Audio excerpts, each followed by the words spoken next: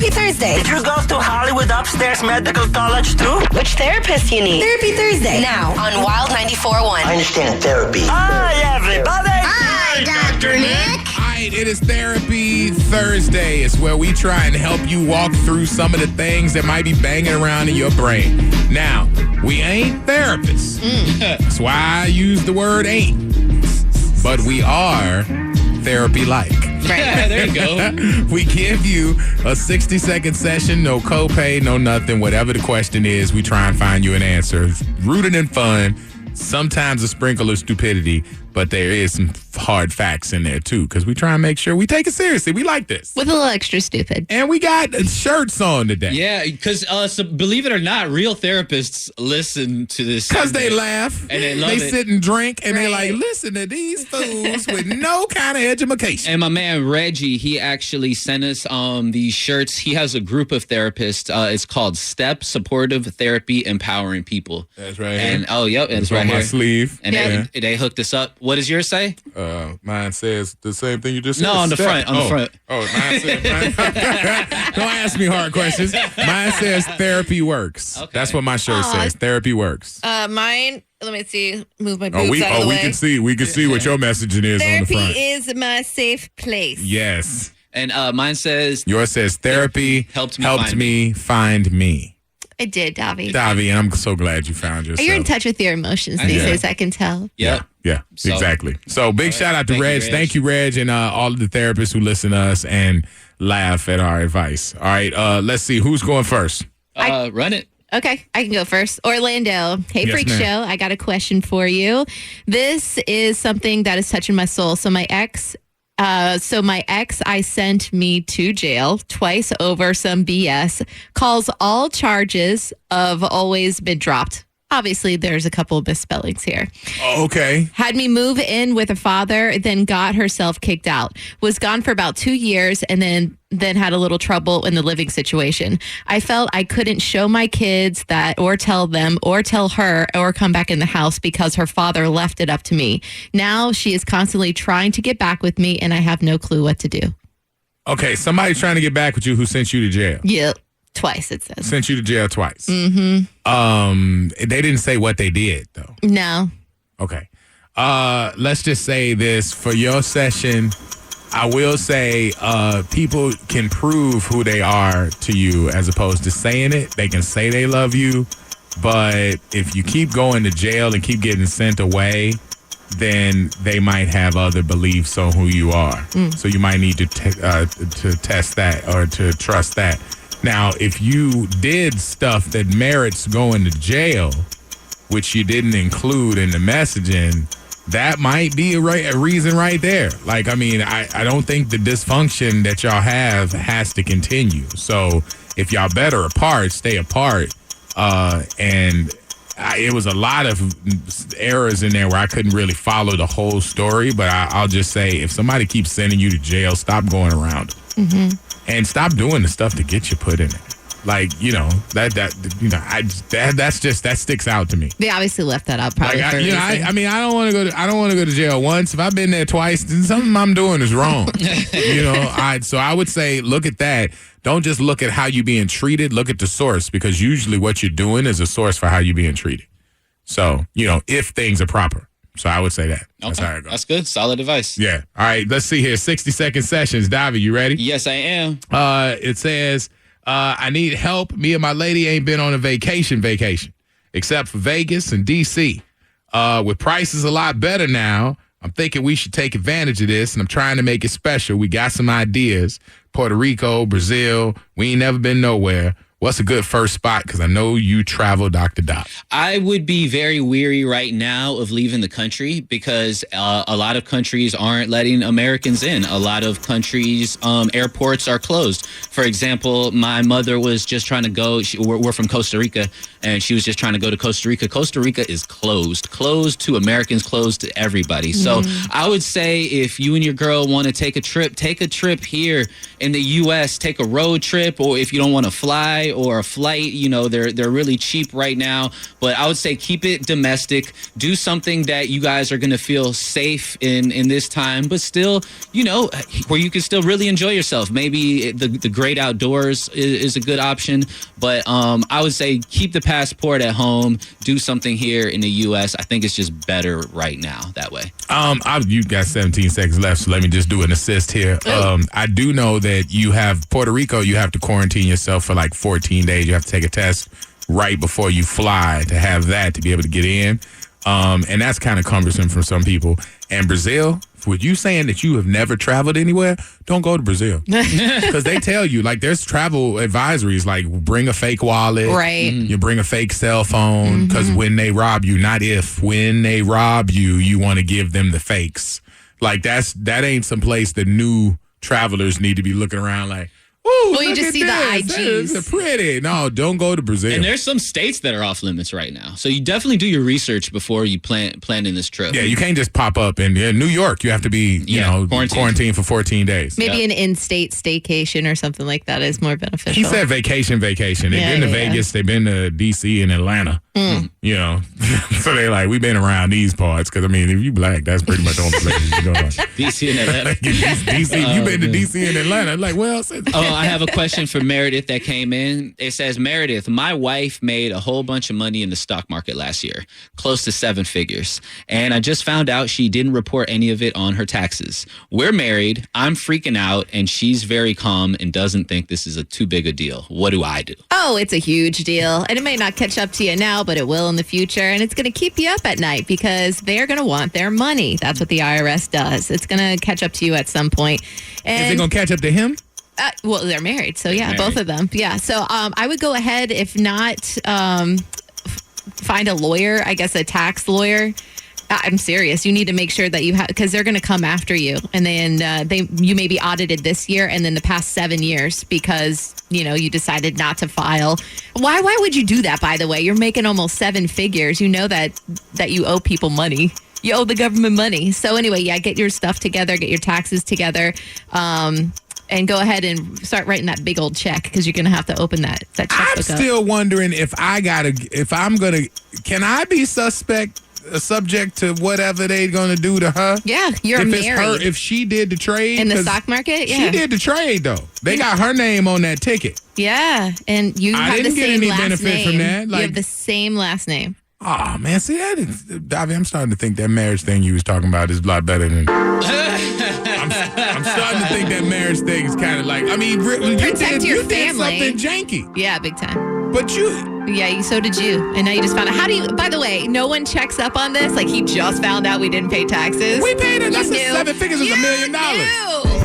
This says the IRS can take your refund to satisfy your partner's debt and can even garnish your personal wages to pay it. Oh, that's nice. There you go. So, but that's it. You said if y'all file together. It depends.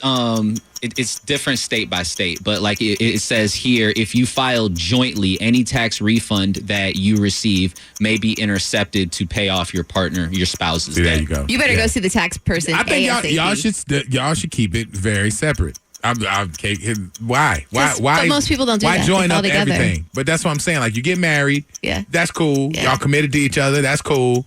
Keep taxes separate. You and Uncle Sam should be between you and Uncle Sam. Don't be. Sometimes it's easier just to file together. Yeah, but easy ain't always best. Well, it's also easier not to wear a condom, Meredith. But it's a lot better to go ahead and get that latex. She's making 7 figures. She knew she was going to have to cut a check. She's just lazy. Yeah, but she's shady. You have that dealing with El Patron. Yeah. You got to say, yeah. All right. What we got? We have somebody on the line right now holding. Let's see. Key is on the phone. Hey, Key, how you doing this morning? I'm doing good. How are you? Pretty good. You got a question for Dr. Davy. He is in the office. What do you got? Okay, my question is, I'm 22 years old, and I have a significant other that I guess stays very special. And I work a lot, and he just stopped working. And I just want to know what goes through a man's head. Or they just say, let me just stop working and let my wife handle everything. Oh, man. One thing I can tell you about that, Key, is I cannot relate. I've been working since I was 15 years old. But a lot of guys do that out of convenience. They have a girl that is going to hold down the household, hold down the bills, and they rather just hang out. I know a lot of guys that are professional hanger-outers. So you definitely want to nip that in the butt, and you have to make it known to him in no uncertain terms that you are not attracted to laziness and somebody without goals and aspirations and lack of motivation. If he values you the same way that you value him, that should be a kick in his butt to, put that battery in his back and make him be better for himself. Be better for y'all, for the union. Now, don't fight about it, Key. Now, here's the thing. Here's the powerful thing that you can do. Because passive aggression works in this situation. He just said it. You don't find lazy sexy. So when you ask him, so you just been sitting around here all day? And he's like, yeah. Just walk away quietly like, okay.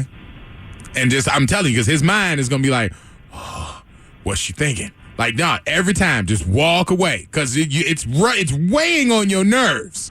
Lazy is horrible, and it's not sexy at all. But he's A, thinking that you're strong enough to handle it on your own, and B, thinking that you're weak enough to put up with it.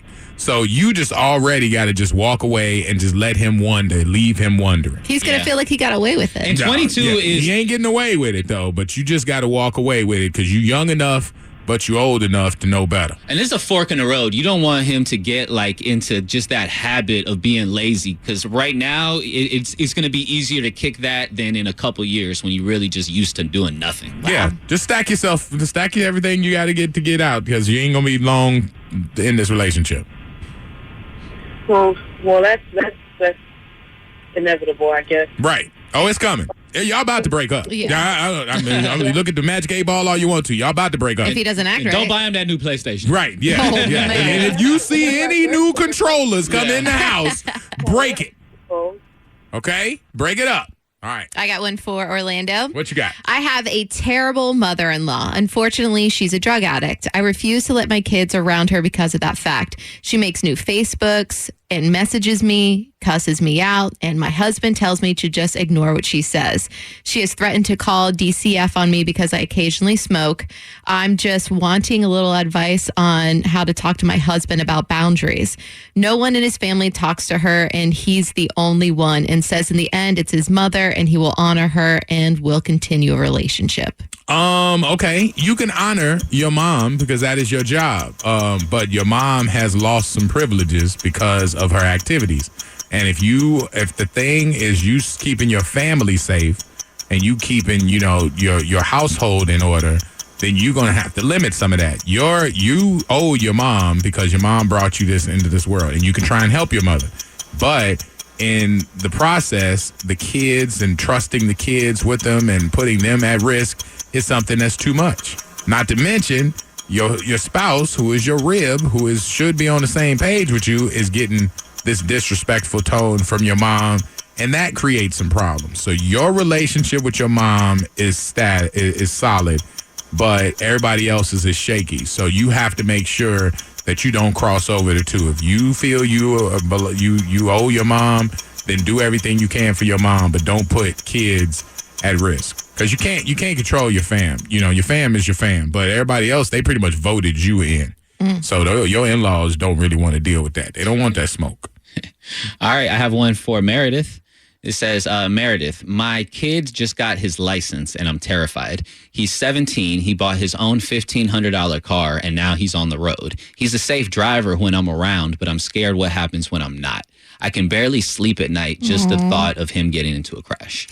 Yeah, he's going to be doing some dumb stuff when you're not there. That's not helping. Wait, just know that he might get a ticket. He might do this and might do that. But you just, eventually you just got to let the bird fly out of the nest and see what happens. If you taught them correctly and you spent time with them in the car and, you did your due diligence and everything you're supposed to do as a mother or as a father, then, you got to let them learn their own lessons. I did dumb stuff. I had the best training possible, especially with my family and all that. And I definitely was speeding and got tickets and all that stuff. Now, once you see that ticket come home, because it will come into the mail and they're going to have to pay it, then you can go ahead and reprimand them at that time. But just have faith that everything is fine and that they're safe. But know that they're probably going to have a little fun when you're not around.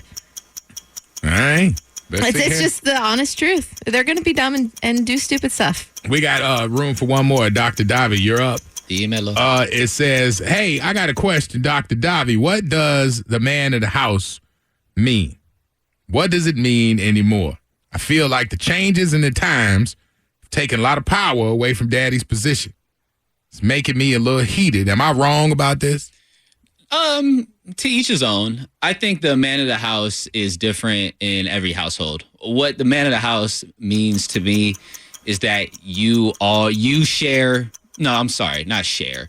You inherit the brunt of responsibilities in that house financially, keeping the lights on, the roof over everybody's head, keeping, stomachs full and everything like that. If your significant other can help and you guys can do some kind of split, that's wonderful. But at least for me, being the man of the house means being able to do it on your own without anybody's help. And just making sure that everybody's safe in your household, in and outside of the house. That goes for making sure cars are solid, for wives and for children. Make sure that insurances are paid, and just every step of protection that you can afford your family, you thought of. And you left no stone unturned. That's what I think being the man of the house means. And you get the big piece of chicken. Yeah, That's don't forget right. that. Don't forget that. Big piece of pork. Man of the house. Meredith, man of the house. Yeah, I totally agree with everything that Davy just said. Making sure all of the stuff is done. And keeping us So we safe. just a financial At least we feel person. safe. We just No, he said make you feel He pointed safe. out a lot of stuff. Like, It's we just the dollars. No, not just the No. dollars. Like, I make sure my girl's car is straight. Like, I'm not a mechanic, but I'll make sure that every light isn't on, your tires are inflated, because I know as the man of the house, she's not going to do that. That's going to be something that she'll probably overlook. Dude, I just did So- all that stuff myself. My I'm man is just not saying, doing that. there's a lot of people out there that know how to pull up on the like the tire He'll plate. fill up a tire for me, but if it's flat or something, that's about it. I'll never forget that one conversation we had. I got mad at my girl. Remember when she left the garage up? Yes. And then everybody said that was my fault. As the man of the house, you got to secure the fort. I was like, I was in bed. I was asleep. It's your fault. I was like, okay, so this man of the house thing goes a little further than I thought. I know my big thing is like my dad's thing was like, why are we lighting it up for the dark? Like when you leave the lights on and go to bed. Oh. Like that used to irk my dad. Like he'd be like, everybody's in the bed asleep and all these lights on. Like, what are y'all doing? It's like 2:00 in the morning. Yeah. What we doing? For me, that's the fan on the porch. I'm like, why is this fan on Really? right now? It's Yeah. outside. Yeah, but it's like, but I go to bed and then so like everybody else go to bed because I go to bed early so I can get up for the show. Right. And I get up and all the lights on. That's not and cool. all the stuff. And I'm like, yo. So I mean, here's my passive aggressive. Okay. So I get mad and I turn every light on in the house. When you wake up? When I wake up at 4 a.m. and the lights are on still, I turn on every light in the closet, in the oven. I turn in the pantry, all the lights on. Turn every light on in the laundry room. It wakes up like a concert, and I'll get a text like, "Really?" And I'm like, "No, listen. I thought we was lighting it up. Yeah. Like I just wanted to join in." It was a light and party. so like at least 2 times a year, I gotta light up the whole house because somebody left the lights That's not on. passive aggressive. Yeah, that's just aggressive. Passive, a little bit, whatever. Orlando and the Freak Show. We need therapy too. We therapists, all right? It's Therapy Thursday, every Thursday at 8:25. That's how we get that in. So we got more coming up for you. Buckle up. It's your Freak Show.